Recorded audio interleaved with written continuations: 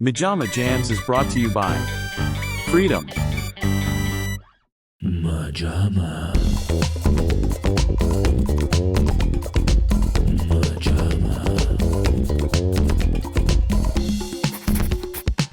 MaJaMa.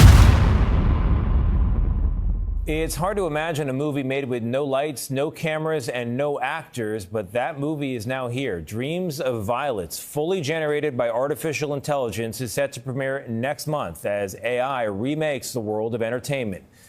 Dreams of Violets, the first ever fully AI-generated docudrama, premieres at the Tribeca Film Festival next week. There's no way for me to go get millions of dollars to make this film. Director Ash Kusha says the film cost just $2,000 to produce and 2 months for AI programs to generate all of the film's imagery. No cast, no crew, and a fraction of the money and time it'd take with traditional movie making. Welcome back, everyone, to MaJaMa Jams, a show where we discuss other people's work to avoid doing our own. And guys, the dynamic duo is back on the couch. That must mean it's time for another installment of MaJaMa -1. My brother's sitting these ones out so that me and Matteo can politic. Not necessarily a jam session on a specific movie, but discussing some topics in the world of cinema, as is our wont.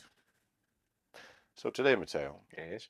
there is a massive tidal wave of a topic currently cresting and looming over the world of cinematic brilliance as we speak. Yes. We are under its shadow. It is none other than AI. And I'm not talking about the movie that Kubrick passed off to Spielberg. We are talking about the next coming, the second coming, the last coming. Artificial... Some coming. Some coming. Something is coming. Yes. All over the industry. Now, the topic of AI taking over is very, very hot topic right now. But there was one little, perhaps otherwise innocuous news item that caught my attention. I said, let's discuss this because I'm kind of trying to figure out where I fall with all this. You know, I'm trying to see if there's a usefulness to AI, which we'll get into here. My friend over here has some very passionate feelings about it, I know. So I said, let's get into it. Matteo, the headline in question, which you sent to me the other day, is that Michael Kai, the legend, objectively, he's going to have his AI voice read the audiobook of Christopher Nolan's The Odyssey. Yes. Otherwise innocuous headline. Mm-hmm. But I feel like Christopher Nolan is the Superman of championing for cinematic traditionalism, for trying to preserve the theatrical experience, for wanting to shoot on film, have 70mm screenings, do big epics that deserve, nay, demand to be seen on the big screen. All about preserving that experience. All about the traditionalism, the passion, and the lore. I don't know how much this one, yes, it's under his direct movie, so I don't know how much audiobooks kind of trickle down. But I was kind of surprised enough to want to do this episode that something under Nolan's umbrella directly was blatantly AI. And also I know a lot of people are shaking their heads because Martin Scorsese, again, objectively one of our most legendary directors, I believe, has fully... I'm shaking my head. It's true. You saw it? You saw the visual? Yeah. It was like this. It goes like this. Martin Scorsese has completely doubled down, is working with A company. Yes. insert name here. There's always been that problem of like what you see in here, how do you get it there? How do you get it on a set? How do you get it through, you know, with the weather and even on a soundstage? How do you get it? How do you create what you have in your thought, in your mind's eye? It's almost like a painter, you know. How does he or she get that from here onto the canvas? I have in mind a town, not a village, not a city, a kind of gnarled, old, almost medieval town in the Caucasus, let's say.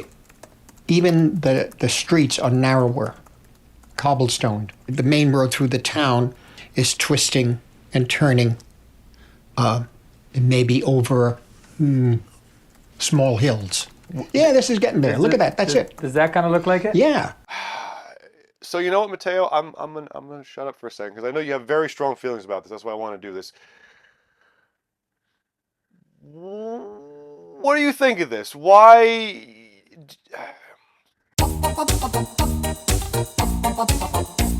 You know what? We'll just start simple. What do you think of these? And also A24. which has really made a name for itself in the past plus decade, is completely investing like 100 million something or in doing a fully AI project. Again, we'll have the details here if I'm getting this wrong. Thank you, editing. I believe also James Earl Jones told Disney that they made a deal for them to clone his voice so that Darth Vader in future Star Wars will still have his voice. I am altering the deal. Pray I don't alter it any further.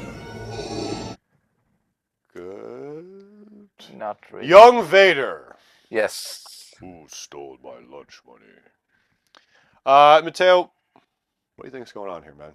How do you feel about it? Why do you think everyone is, if it's so bad, why are some of our biggest names attaching to it? Is that indicative of the inevitability? And as I asked, is it possible, maybe this is the question, is it possible for it just to be a tool? It seems like that's always like, no, it's not going to be just a tool. Hit me with it. I'll shut up for a second. It's, to me personally, I mean, I hate it. Yes. In general.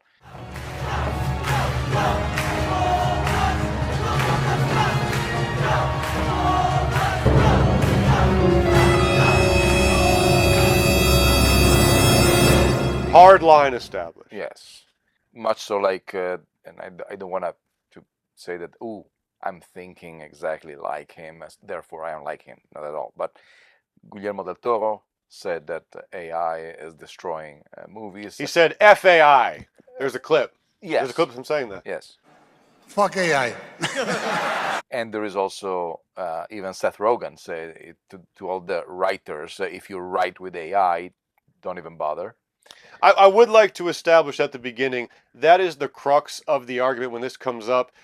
I have tried to talk this out more than someone like him is vehemently against it, but I'm never saying for it to replace. I'm never saying that you're going to use a prompt and then take that, at least just to be clear on my status, I'm never saying, oh, let's go to that direction where you put a prompt and then you say, I wrote this. Yeah. I'm more arguing, and I'm feeling it out. I don't know. Can it be used as a tool as CGI once was, or is it inevitable that... No, it will be eventually, probably, but right now is the worst time ever because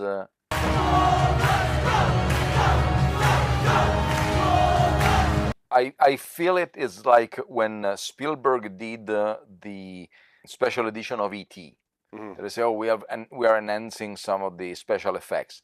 When is enough? So you watch the E.T., the special enhance. I know that they say, oh, we can do him blinking more here, or rotate his eyes, or doing this. Okay, let's do it. At some point, you have to say, stop. You wanted to enhance it till this point. Don't go overboard. When they did, I believe it was the first time that they did the Star Trek on Blu-ray, or maybe even when it was on DVD, the whole TV show, that they say, now with enhanced special effects. I don't want that. Or at least if you want to give me that, give me also the original. That I feel like that's the Lucas problem, where it's like, okay, dude, if you're going to do that, but can you keep, especially with how rabid of a fan base Star Wars is, keep the originals available to buy, which to my knowledge they are not ever again, right? You can't buy the... We had to watch it on your laser disc. They're saying that next year they will put the original. Right, we get the theatrical 50th anniversary. But as of now, I know a man like you knows this, as of now you can't buy as far as the original. You cannot. Unless it's just a fan made or something. Or like an eBay of an old VHS Laserdisc again. Yeah. So with AI is even more dangerous because you don't need an army of special effect technicians. You can just give it a prompt, as you said, and it does whatever you ask it, and by a while draining all the water that is available for human consumption or whatever. So I'm afraid that at a certain point there should be a limitation. You say, oh, we can use AI only for 10% of this movie, 5% of this movie, 1% of this movie. Because, of course, the CGI is not artificial intelligence. There are people working on that. And I'm also concerned about that people will lose their jobs because, of course, some producers say, oh, it's much easier to just tell in a microphone or write down, create me a whole field of tulips, and just say, does it. Amazon MGM Studios this week announced 3 new kids series written and voiced by humans, but animated with AI tools. But after facing backlash, the creator of one of the series, Punky Duck, pulled out just 2 days later, posting, "I am absolutely understanding the concern of using AI to assist an animation pipeline." And Lauren Brantz, the creator of another character, Cuppy, sharing on Instagram that she's horrified and disgusted that the AI series is moving forward without her input. Anything that takes away jobs, I am against, especially because I don't really enjoy. I'm much more interested in how they were scratching their heads back then doing the Starships, or even doing King Kong in 1933, or even before that, the first experiment by Georges Méliès. Ah, yes, the first experiments of Giorgio Méliès. Well, where would we be without them? Yes. However, Christopher Nolan is not immune from CGI. He uses it when it can enhance the story that he's saying. What was it in Tenet that they push a plane into the hangar in the airport or something? I've only seen the trailer, but whatever. I don't remember. They did it for real, but they erased cable, they erased cameras, they added some explosions, some material, debris. The famous explosion in Inception of Leo DiCaprio and Ellen Page on the boudoir of the bar that everything explodes. Part of that was real, with air cannons and things that wouldn't harm them, and part of them was enhanced with CGI. They added objects, they added bottles, they added material. So it's a good compromise. By the way, people should know, if you're going to go see it, this isn't CGI.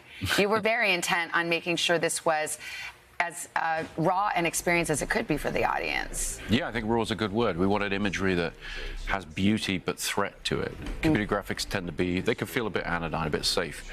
That's why they're tough to use in horror movies, for example. But challenging my team to use real methods, some of them microscopic and tiny, some of them absolutely vast, that I think gives the imagery the bite that it needs.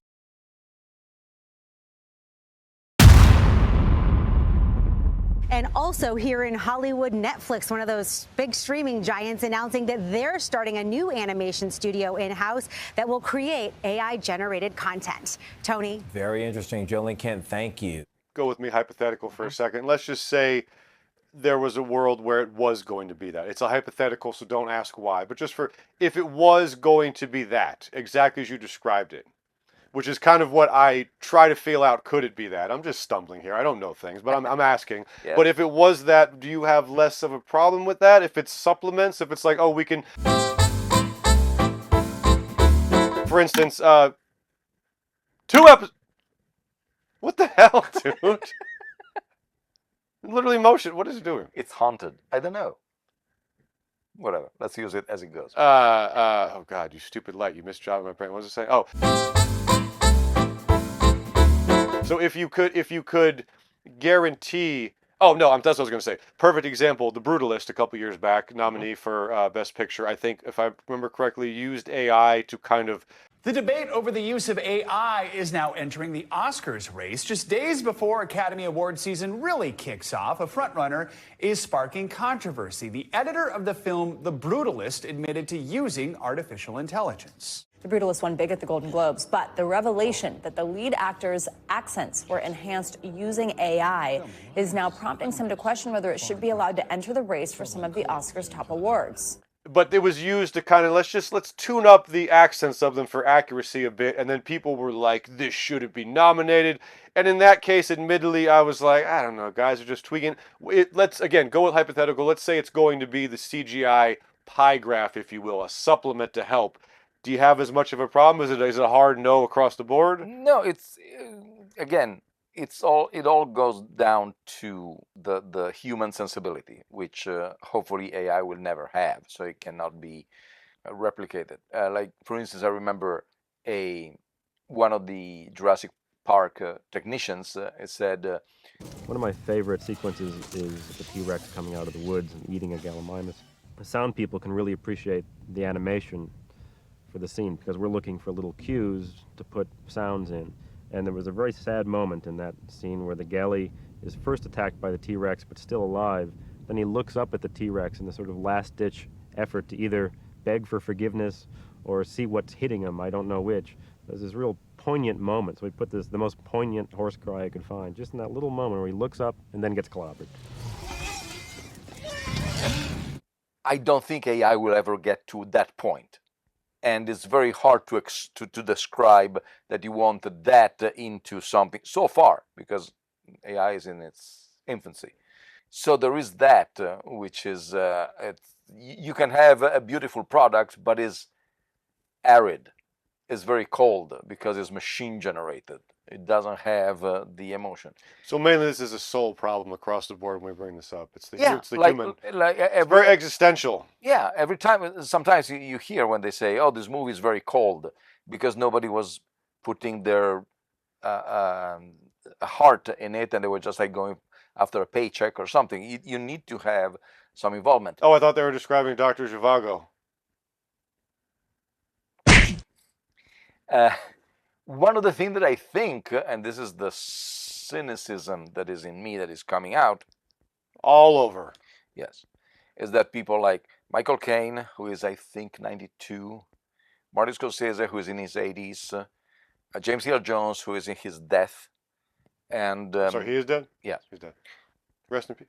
They were saying, oh, let's put also something to give more money to my heirs. This, yes, this will be a way that every time you use Michael Caine's voice, you have to pay the estate. Every time you use whatever Martin Scorsese endorsed is, you have to pay him. So, once again, this is a very cynical way of seeing it, but they say, since nowadays you see a lot of people saying, even the Monty Python, they say, we don't get any residuals from our skits being on YouTube. Or if we get 80 cents. Whereas a long time ago, you were actually getting revenues and stuff. So you know, Matteo, director Boots Riley of this year's beyond excellent I Love Boosters, highest possible recommendation. Hopefully I'll get this joker to see it soon. But I'll try to find the tweet for you. Boots Riley was talking about the Scorsese thing recently, and I believe almost verbatim echoed your thing, saying, look, he's old. They probably gave him a bunch of millions to do it, and he sees it, I think, as money for his family, and he thinks the whole thing is going to flop anyway. If that's not the case, then extra F him. Kind of echoing what you just said, and also I realized that Michael Caine, you brought up, was very old. James Earl Jones is dead. Very dead. And Scorsese is old. So it's not a bad theory, but that was the main crux of it, because I'm happy to have the discussion. It's a very potent one. But I'm more interested in the fact that as what seems like across the board the cinephile movie lover community balks and recoils wildly, then you have Martin Scorsese being like, and then again, it's not direct of Christopher Nolan, but it is directly the audiobook of his movie, of which he seems to be breathtakingly passionate about. Do you think that it's a... And again, I can't confirm. Nolan's... I'd love to know how he felt about that, because he seems like he'd be disgusted, at least about it being used in his movies. But do you think it's a keep up with the times? Do you think it's a sellout move? Do you think it's that they do see it's the future? I think it's a more interesting discussion when someone like Scorsese, and you may be right, he's up there. Perhaps he's like, hey, I want my grandkids to eat in perpetuity. I don't know. But if not, what would you... you know what I mean? I feel like it's a more interesting discussion once big names are thrown in, because if they haven't, then it's kind of like, oh, of course. But once that happens, it's like, wait, what? Yeah. Well, it reminds me of... when there was the battle between DVD and HD discs. Everything you know about DVD just got a whole lot better. Welcome to HD DVD. Spectacular high-definition picture. Lossless sound. And an entirely new level of interactivity than you've ever experienced before. Like way back in the early 2000s? You mean when they just started to emerge. There was another thing that, oddly enough, we don't talk about enough. Bruno! Again, enough. No. I've never even seen the movie. There were Divics and Century City. Divics? Circuit City, not Century City. And Circuit City went all in. They had commercial where they say, If you're looking for a DVD player, make sure you choose one with DivX. Only DVD players with DivX play both DVD and DivX movie discs. DivX lets you watch movies at home for about what it costs to rent, but you never have to return movies or pay late fees. And DivX was an idea. First time I've ever heard this word in my life, by the way. Interesting. Sorry, continue, but... It was exclusive, I believe, of Circuit City, and they were movies on DVDs that you could rent at the store, go home, put a code in this DivX machine, watch them once or twice, and then throw them away. This RCA DVD player with DivX is only $349.99, and get any 5 DivX movies free after rebate. Plug into DivX at Circuit City. It was criticized by everybody because they were saying, wait a second, the model of renting video is you rent a video, you go home, you watch it, you return it, and while you are there, oh, I never seen that one, oh, I never seen that. This one instead, you rent a video, you watch it, and you throw it away, which was already a stupid thing to begin with. Wait, just for me grasping this again, folks, I have never, on-camera exclusive, Jason finding it in real time, it's called DivX.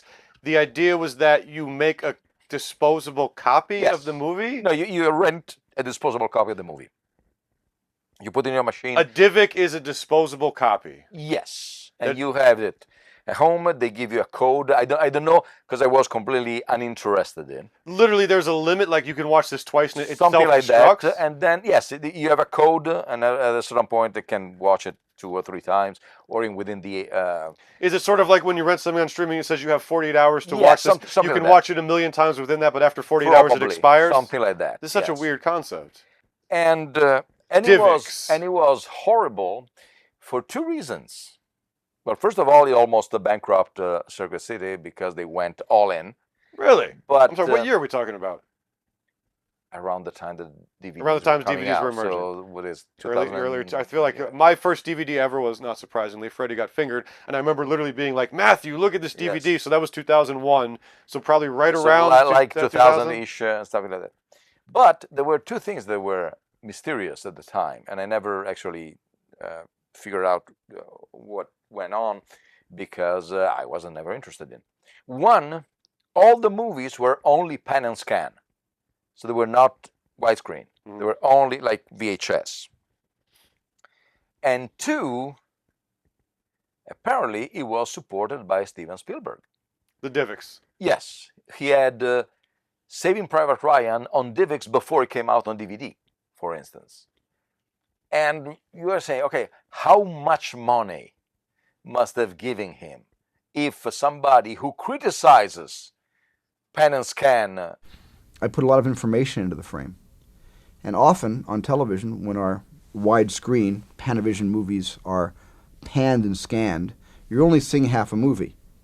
You're only seeing the pertinent information, usually the actors who are talking and they're performing, and the information is being transmitted through their dialogue and through their emotions. But you don't see a lot of what I'm trying to do as a director, because the information that's on the left side of the frame, you're just not seeing because your TV set's a square. And you're missing out on composition, which is also a form of storytelling. Where the mountain, Devil's Tower is, juxtaposed to where the people are standing. If it's important that you see Devil's Tower next to the people, the camera on television, on normal television, has to electronically either pan over to show the tower, which is a pan I never intended to do as I directed the film, or you make an electronic cut or an edit, and you flick over to the left side of the frame. And I never intended a cut to be made there, which takes the rhythm of the scene and just ruins it. He went all in for a format that ultimately was exactly doing that. So you think, okay, probably it's going to be something like Money, eventually. It boils down to that. And so with the same thing, AI, I think, I'm afraid to say this, but I think that is going to be something like that. We'll have... a bunch of people who say, yes, this is great because I'm about to die and I want to leave something in perpetuity for my heirs. Because, of course, I don't know the details of, so far, at least that article mentioned only Michael Caine gave the rights for his voice to be cloned. But if at a certain point they say, okay, you can clone my persona for future movies. Clone me. Yes. An army of Kanes just all sitting around a room ready to be called up for their scene. The Kane mutiny will be actually a boat filled with Michael Caine. I am Michael Caine, 77. I assume you are 78. Yes, I was just doing The Dark Knight Rises again. Mikey 17, they're going to do Caine. Michael 17, they do. I can see the poster already.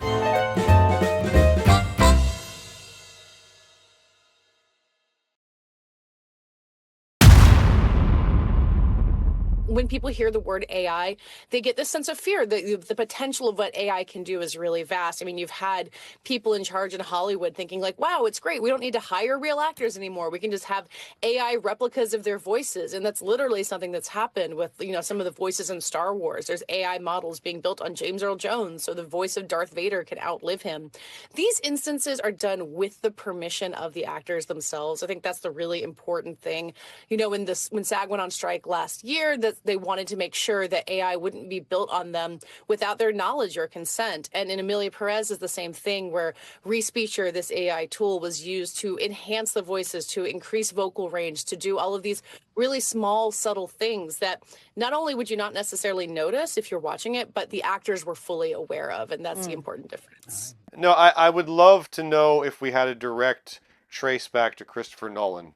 Because again, that little headline, I was like, something under Nolan's umbrella? Because, correct me if I'm wrong, he's younger, and you get the sense that he would recoil in horror as Guillermo is doing, right? I think so. In theory? Because again, it's... I mean, right now I've seen there is a new service, and I'm sure there are plenty of, that they can take your voice, you reading something with all your voice accent and intonation and intensity and inflection and stuff, deliveries, and replace it with a synthetic voice that mimics exactly those things. So it's not just like something like War Games, like greetings, Professor Falcon. Greetings, Professor Falcon. Just like the whole thing monotone. It can actually mimic your voice. So they can hire an actor who reads the Odyssey, and then say, by the way, we will never hear you. We're going to replace your voice with Michael Caine's, with all the intensity and the accents and the stuff, the inflections that you just put.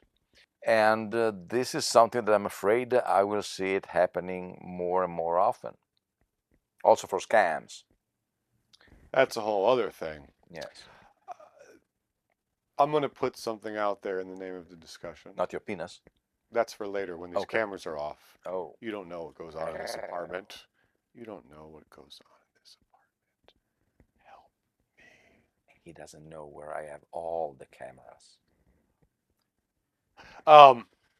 Let's say you see the final product, and in spite of yourself almost, you're like, this movie is good. It works, it's effective, and it's been heavily created by AI. Just to play devil's advocate, just in the name of discussion of this hot topic, Matteo. Or let me actually circle back to something from a conversation we had a little while ago. Now, this is genuine curiosity. This is genuine curiosity, perhaps a little bit of devil's advocate, but I'd say more genuine curiosity. You brought up the fact that your beloved Coca Cola, can't see, but there's an amazing old school fridge over there, very cool collector's item. This man loves Coke and Coke memorabilia. You brought up for the fact that the past couple years that the iconic, classic, beloved Coca Cola Christmas commercials have been done exclusively by AI. Yeah. And you said that they were doggish. Yes. We can say shit, right? Yeah. They were sort of dog shit. Now, I have seen them, and my question is this.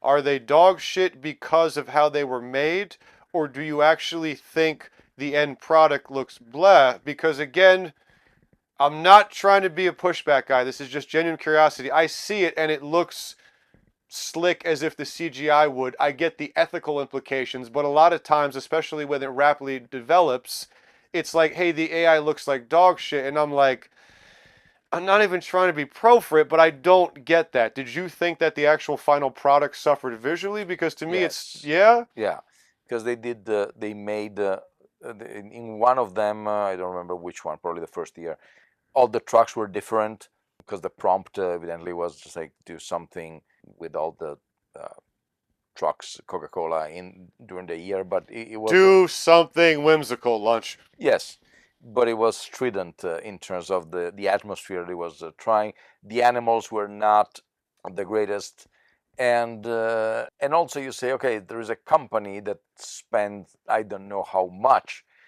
every year in commercials and sponsors and all of a sudden you just like go to a guy who probably came out from high school and say, hey, here's $200 to make us a Christmas commercial.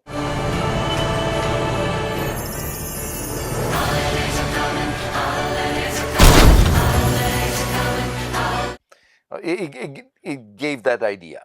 There was again no warmth, no sensibility, no nothing. It was just like something done because of it's paint by numbers, if you will. I'll be interested. I'm assuming you'll put some footage in this episode. I'll be interested to see again because, again, genuinely, just being honest, I didn't get the recoil of that. Well, I guess building upon that then, let's say you saw something where that was, purposes of the hypothetical, it didn't feel that way. Let's say you walked out and you were like, even if you're gritting your teeth, you enjoyed it.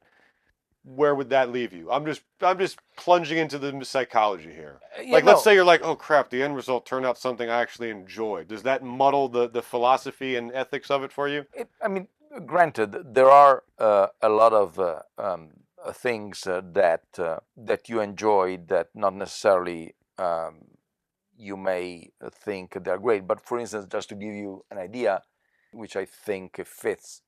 There was The Abyss, I think. The very first use of CGI was the opening credits of Vertigo, but that's way beyond. When Hitchcock? Mm-hmm, it was elaborated by there was a vector elaborated backward for the opening credits. But beside that, live and learn. Let's say he always says that. Yeah. The first time that we saw it in a very predominant way, there was young Sherlock Holmes in '85. Why did I think you were about to say Young Sheldon? No, well, Tron. Who was all entirely CGI, by the way. Young Sheldon isn't real. It's a conspiracy. Of course, Tron, yes. You must return to the grid. Those demons are coming down. But there was young Sherlock Holmes. There was the image from the painted window popping out and moving forward, which was amazing.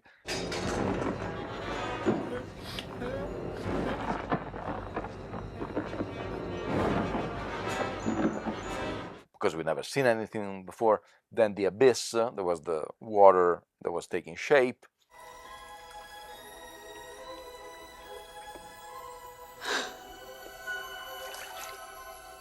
Terminator 2, Judgment Day.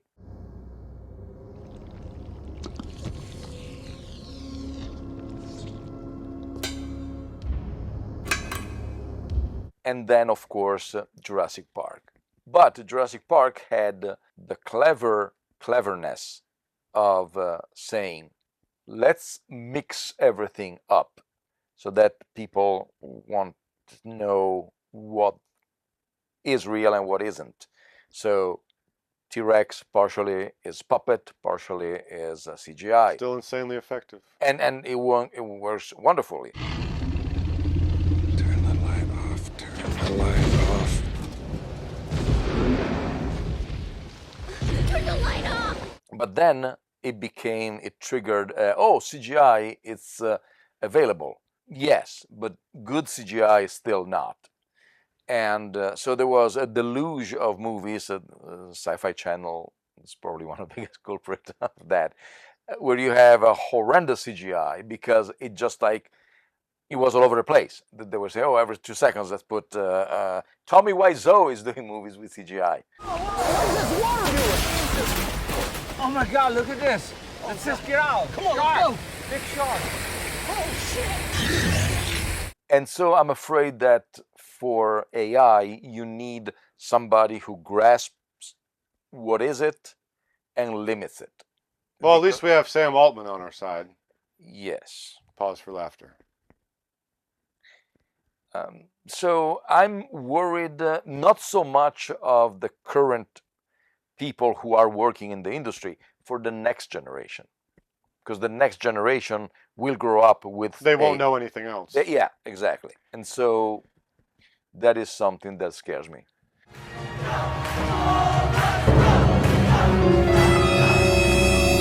I'll probably be dead by then, but whatever.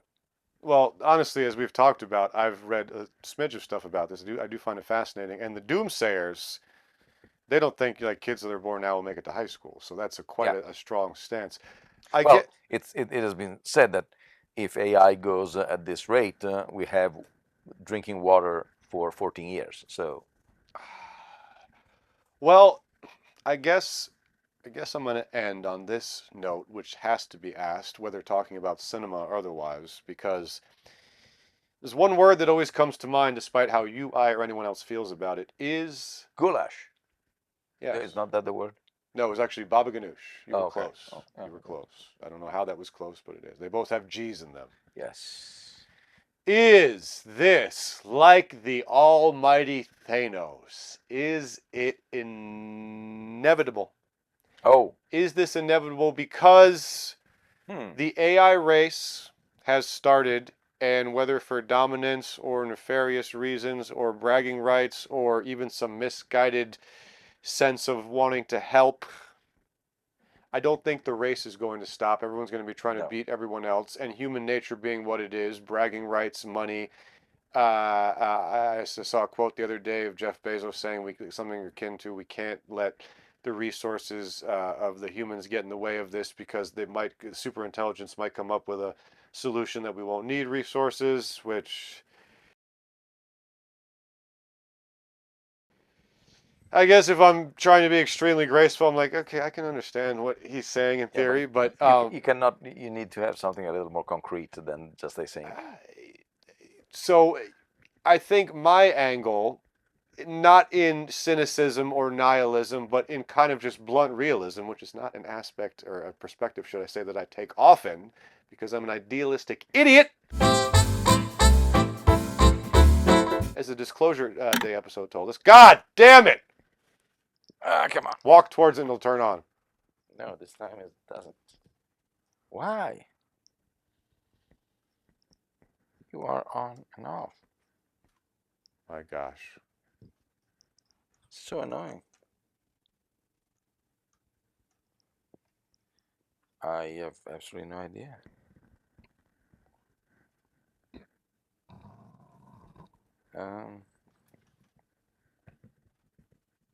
It's dead? It looks like, but it's connected, and I don't see anything. Was that it? I don't know. It wasn't, because it's delayed, but whatever. Go quickly, quickly. So I just wonder if no matter how any of us feel about it, that it's inevitable. It's kind of always the image I've gotten. Again, not cynicism or nihilism, but just blunt force reality. What say you? Is this inevitable? I know it's a depressing thought, but it kind of feels that way. I hope it's gonna be like vinyl records. When they say CDs will replace forever vinyl records, and now a lot of people are reprinting vinyl records. So I think that we are gonna go towards a time where everything will be indistinguishable, because they're gonna use an overwhelming amount of AI. And imagine just like at the Academy figured out how the Oscars for special effects will be if. You've talked about it on the show here. I think it was on one of our Learn to Count with Movies episodes. Go watch them. They're very fun. That was the first ever Tron was not nominated because they thought it was cheating. Yeah, exactly. So similar, come full circle to The Brutalist and people saying, hey, you used AI for the accent. Take him out of the Oscar race. That's what they said. So I hope is that. However, it's also true that CDs came out in the early 80s, and we are in the late 20s, so it took about 40 years to come to this realization. We don't have 40 years with AI if it goes like this, but I hope that there's going to be something like that behind the corner. So if it does swell, it'll recede. Well, my friends, I don't know, but as always, a spirited conversation, one I wanted to get into. Guys, if you've made it this far, please, please bless us with a like if you've enjoyed this Movie Nerd comment. Go ahead and subscribe, because we do always have movie nerd stuff on this channel. We love blah, blah, blahing about this. Drop a comment. Keep the conversation going. Yes, keep the conversation going. I know you guys have feelings about this. If you're even a mild movie nerd, I know you guys have some feelings. Drop it in the comments. We could really use the algorithm love. But also, I'm genuinely interested. These topics I bring up in these shows, that's why I like doing this. Matthew doesn't like these as much. I really love talking about this stuff. Drop a comment, guys. Tell us what you think. Is it inevitable? Are you for it? Are you disgusted by it? I feel like most cinephiles at a ground level, again, not in the industry, are mostly like a vehement F you to it. Yes.